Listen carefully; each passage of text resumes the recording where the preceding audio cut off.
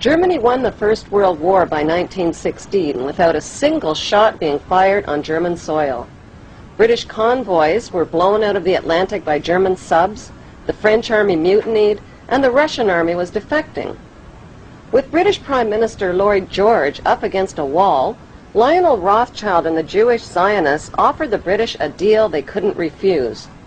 "We'll bring the United States into the war as your ally and win the war for you," they said, "if you'll promise us Palestine."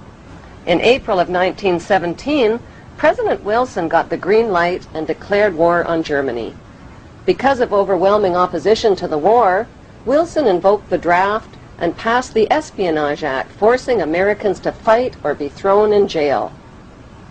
Billions of U.S. taxpayers' money was delivered to the British war machine, money that was never repaid.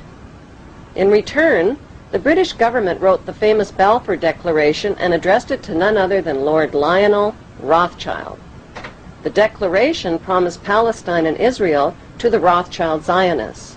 In 1917, Lord Allenby conquered the Holy Land, and the Jews were promised a national home in Palestine by the Earl of Balfour, a policy endorsed by Woodrow Wilson and by the League of Nations, which made Palestine a British mandate.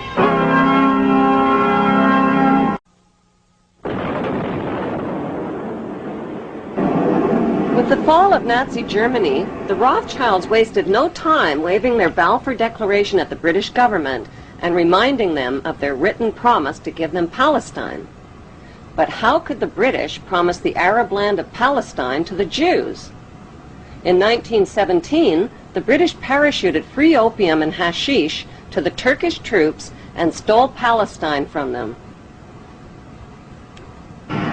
One ingenious stratagem was to parachute hashish and opium to the Turkish troops to try to keep their minds off the fighting. Allenby's strategy worked brilliantly.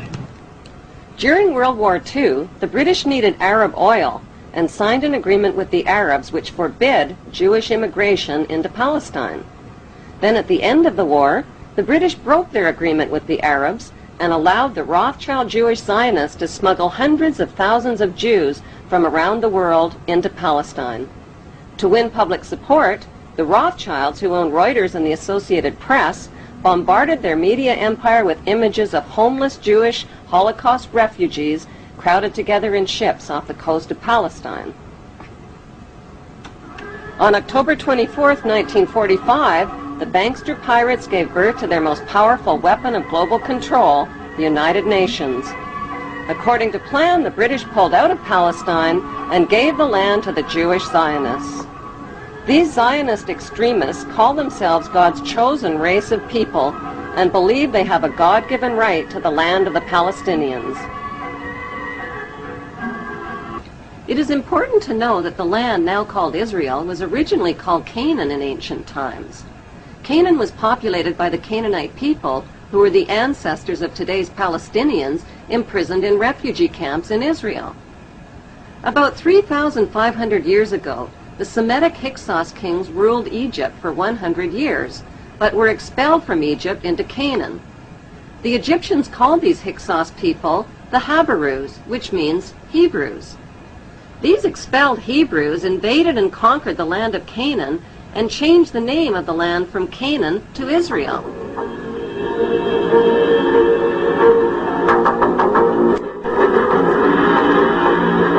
In 135 AD, the name was once again changed to Palestine after the Romans conquered the land.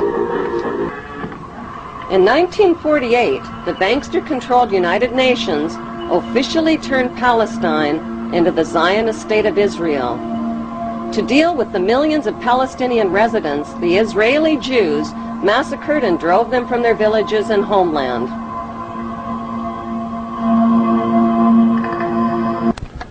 The Jews herded the Palestinians into two separated regions called the West Bank and the Gaza Strip. The Rothschilds soon began financing Jewish Holocaust refugees to build illegal Jewish settlements on Palestinian land. These illegal Jewish settlements set the stage for Israel's Prime Minister Ariel Sharon's reign of terror against Palestinians who dared to defend what was left of their stolen homeland.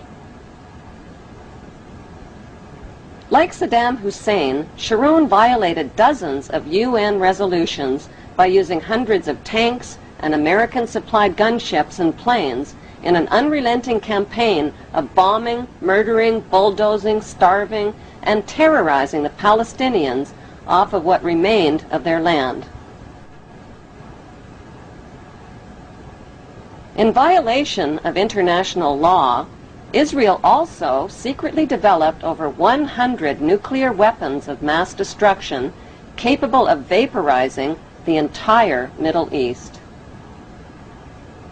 Defenseless against Israel's U.S.-backed military and media campaign, the Palestinian Muslims fought back with sticks and stones and suicide as their only means of defense against the wholesale theft of their ancient homeland.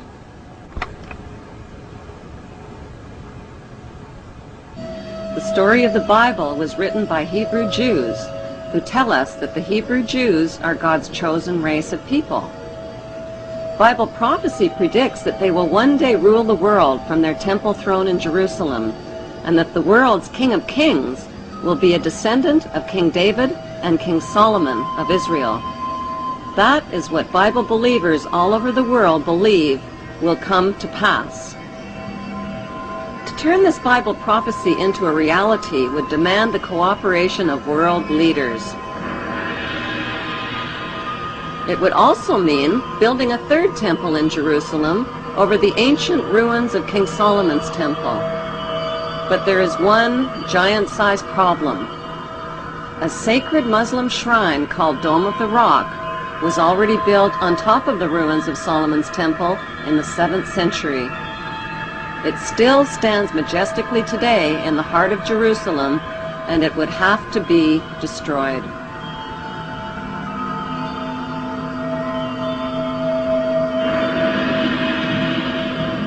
Since Israel is surrounded by not-so-friendly Muslim nations, and with millions of Muslim Palestinians living in Israel's West Bank and Gaza Strip, this Bible prophecy is impossible to fulfill. Or is it? Like a screenplay for a movie, the Bible story was written by Hebrew Jews. But who is the director and the producer? Is it God, or is it a special interest group of the world's wealthiest men?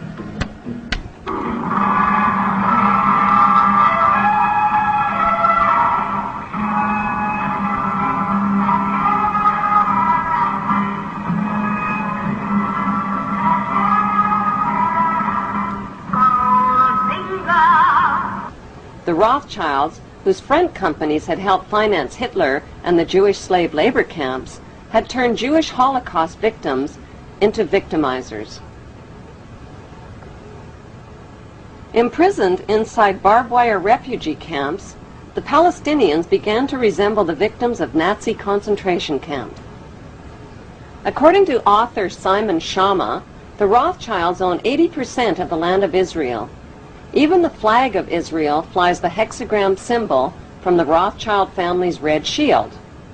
The hexagram has 6 points, 6 triangles, and 6 sides on the central hexagram. The numbers 666 are associated with the biblical prophecies that predict an apocalyptic Third World War. The Rothschilds bought Reuters in the 1800s. Reuters then bought the Associated Press, which selects and delivers the same news stories to the entire world, day after day.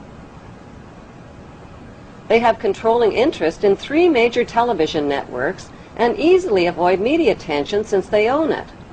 Until recently, they owned and operated England's Royal Mint and continue to be the gold agent for the Bank of England, which they also direct. They control the LBMA, London Bullion Market Association, where 30 to 42 million ounces of gold worth over $11 billion are traded daily. The Rothschilds earn millions weekly just on transaction fees alone. They also fix the world price of gold on a daily basis and profit from its ups and downs. Over the centuries, the Rothschilds have amassed trillions of dollars worth of gold bullion in their subterranean vaults and have cornered the world's gold supply. They own controlling interest in the world's largest oil company, Royal Dutch Shell. They operate phony charities and offshore banking services where the wealth of the black nobility in the Vatican is hidden in secret accounts at Rothschilds Swiss banks, trusts, and holding companies. Although Evelyn Rothschild looks like a harmless gray-haired old man, make no mistake about it, Rothschild and his ancestors have handpicked presidents, crashed stock markets, bankrupted nations, orchestrated wars, and sponsored the mass murder and impoverishment of millions. The wealth hoarded by this one family alone could feed, clothe, and shelter every human being on earth.